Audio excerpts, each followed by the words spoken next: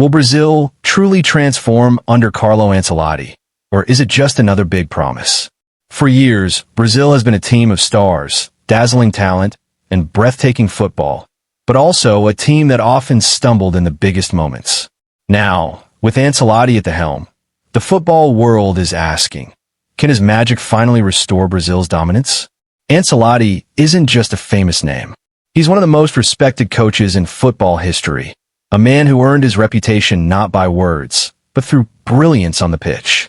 His tactical flexibility, calm leadership, and ability to get the best out of world-class players have made him a serial winner. That's the magic Brazil hopes to see. But how exactly is Ancelotti shaping this team? And will his approach actually solve the problems that have haunted Brazil for years? Let's break it down. There's a common perception about Ancelotti, that he isn't overly tactical, but instead relies on the individual brilliance of his players. Even Ancelotti himself once joked about his success at Real Madrid, saying, "The secret? Pass to Modric, then to Ronaldo, and then goal." But beneath the humor lies a deeply tactical mind. In fact, his first 2 matches with Brazil have already shown us glimpses of his technical mastery. Green Circle Match 1, the 4-3-3 experiment. In his debut match, Ancelotti lined Brazil up in a 4-3-3 formation. But when the team went forward, it shifted into a 3-2-5 attacking shape. 2 center-backs stayed back, supported by left-back Alexandro, forming a back 3. Ahead of them, 2 midfielders sat deep as a double pivot. An attacking midfielder operated just in front, forming a midfield triangle. On the right flank, right-back Van der Sar surged forward, overlapping with winger Rafinha to overload that side.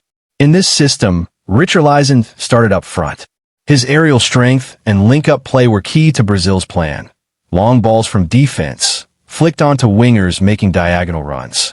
But here's the catch. Richarlison's heavy first touches often killed Brazil's momentum. Instead of creating chances, those turnovers gave the opponents dangerous counterattacking opportunities. Match 2. The 4-2-3-1 adjustment. In the second match, Ancelotti made a crucial switch. He dropped Richarlison and brought in Matheus Cunha as the striker, using a 4-2-3-1 system. This time, the focus wasn't on aerial battles, but on exploiting half spaces. Cunha dropped deeper, received passes, linked play with wingers, and made intelligent runs behind defenders. The result? Brazil looked far sharper in attack, with fluid movements and better ball retention.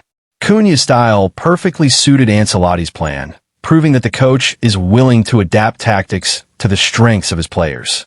When Brazil lost the ball, the shape shifted again.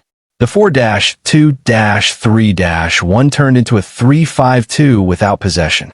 The 2 forwards pressed high, while the midfield compacted to block passing lanes. But here lies Brazil's old problem. Their midfield hasn't always been mobile enough to defend transitions. Counterattacks have haunted them for years. That's where Casemiro becomes absolutely vital. His positioning, timely clearances, and even tactical fouls disrupt dangerous counters before they become goals.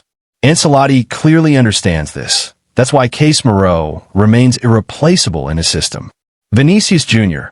Unlike Rafinha, Vinicius doesn't press aggressively or track back much.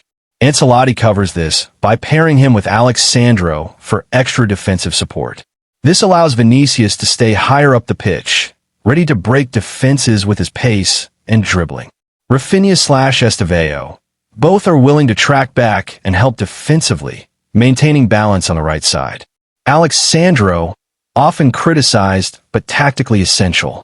He provides defensive cover on the left, freeing Vinicius to attack with freedom.